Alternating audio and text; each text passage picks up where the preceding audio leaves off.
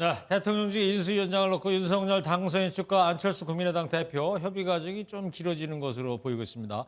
막판 진통이 있는 건지 지금부터 정치부 황재현 기자와 알아보도록 하겠습니다.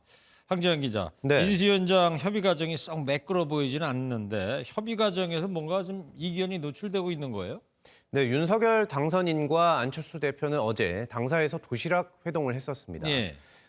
장제원 비서실장이 오늘 안 대표의 결심만 남았다고 했었는데 사실 어제 안 대표는 인수위원장 제안에 대해서는 아무런 대화가 없었다 이렇게 말했습니다. 발언 들어보시겠습니다. 거기에 대해서는 이야기를 나눠보지 않았기 때문에 뭐라고 말씀드리기는 힘듭니다. 네, 장 비서실장 말을 보면 제안을 하긴 한 것 같은데 안 대표가 일단 없다고 부인을 한 것이죠. 이와 관련해서 이 윤 당선인과 안 대표가 이 인수위원장을 맡는 것에 대해서는 공감대를 이뤘는데 일부 인수위원장의 권한을 놓고 좀 이견이 있다 이런 관측이 나오고 있습니다. 그러면 어떤 부분에서 이견이 있었는지 내용이 좀 알려진 게 있어요?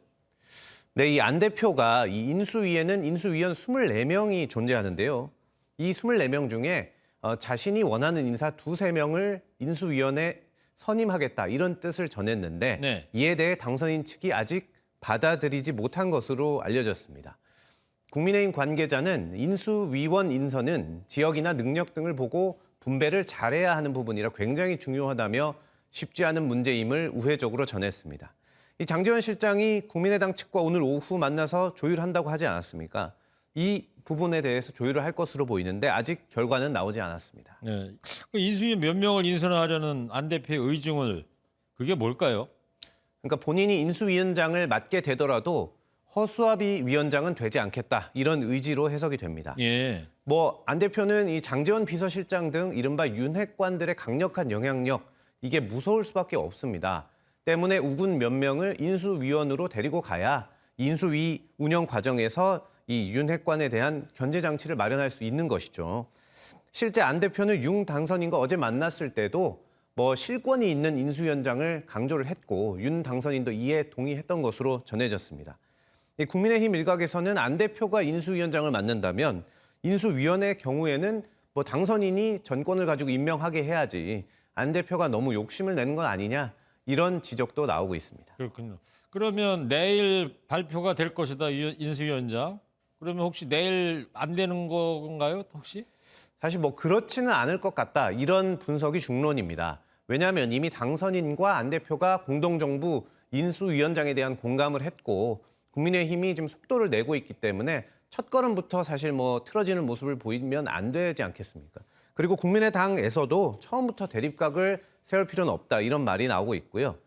그리고 이 장 비서실장이 협의에 나서고 있는 만큼 잘 마무리될 것이자 그리고 인수위원 인선이 그렇게 큰 문제는 아니기 때문에 마무리가 잘 될 것이다. 그렇게 보는 관측이 많습니다. 네. 또 당선인 측에서는 안 위원장 체제가 될 경우 부위원장에는 권영세 전 선대본부장만한 인물이 없다고 보고 있습니다. 그러니까 대놓고 이른바 윤핵관 인물을 배치했을 경우에는 안 대표 측 반발이 있을 수 있기 때문인데요. 다만 권 전 본부장은 쉬고 싶다 하면서 부위원장 제안을 고사를 한 바 있는데 오늘 MBN이 질문을 했는데 이 질문에 대해서도 입장 변화는 없다 이렇게 전해서 과연 부위원장을 누가 맡을지에도 관심이 쏠리고 있습니다. 네, 그렇군요. 자, 그리고 당선인 배우자 김건희 씨 얘기 좀 해볼게요. 지난 1월 자신과 전화통화 음성 공개한 서울의 소리에 손해배상 소송을 걸었다고요? 그렇습니다. 지난 1월에 이 서울의 소리 백은중 대표와 이모 기자를 상대로 1억 원을 청구하는 손배소를 걸었던 사실이 뒤늦게 드러났습니다. 다 기억이 나실 텐데요. 당시에 김 씨가 이 이모 기자와 통화를 하면서 청와대 영빈관을 옮기겠다. 그리고 무석 관련 발언을 여러 개 해서 좀 큰 파장이 일었었습니다.